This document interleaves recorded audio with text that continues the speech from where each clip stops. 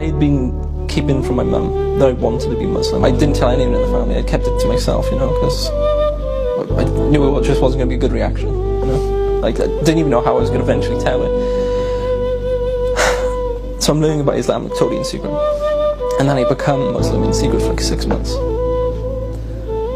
But it was like, it was very soon after I took my Shahada, or thereabouts, I forget which day it was exactly.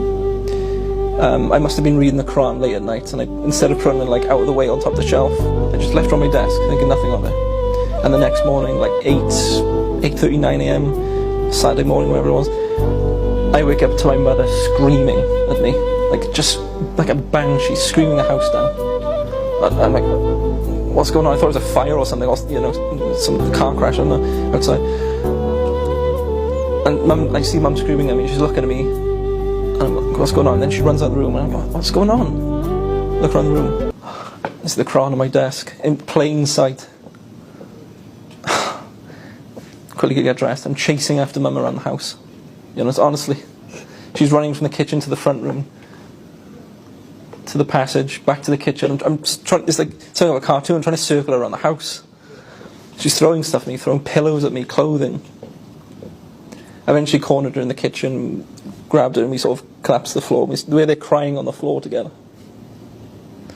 And we were crying for a few minutes, and she just kept saying no, no, no, no. And I kept saying, yes, I want to. I want to. I think it was after. I genuinely think it was after. It was a really close period, but I do think it was after the Shahada. Okay. And she gets up and she sort of runs out of the kitchen. And I'm stunned. I didn't know what to do, so I sort of went upstairs. And I thought, okay, just get out of the situation for a minute. She comes upstairs. No, you're not. No, you're not doing it. You're not becoming like them. People hate you. Why are you turning your back on us? Who's done this to you? You know, that's one of the first things she said to me. Who's done this to you? I was like, nobody's done this to me. I've looked into this myself. No one's converted me. No one's brainwashed me. No one's sending me to Syria. None of that. I've read the Quran and it speaks to me and I know it to be the truth. And she's like, no, not in this house. Not my son. And I started talking to her like, I'm a grown man, you know. I'm an adult, it's my life, you know. I gotta do this for myself. And she goes away. And a couple of hours later, we start speaking again. She's like, I can't stop you. I don't approve of it, but I can't stop you. It's your life and you have to do and live as you want. You'll always be my son. I don't approve of this, but you'll always be my son. But she then goes to me, you have to wait 6 months, probably hoping I'd fall off the idea, you know. Obviously that didn't work. Yeah, I believe I was a Muslim at that point. I was really close to that date. Yeah, I took my Shahada. I was already Muslim for 6 months and I felt so much guilt, honestly, about living a double life of like, oh, I'm going to go see a friend, I'm going to the mosque, you know.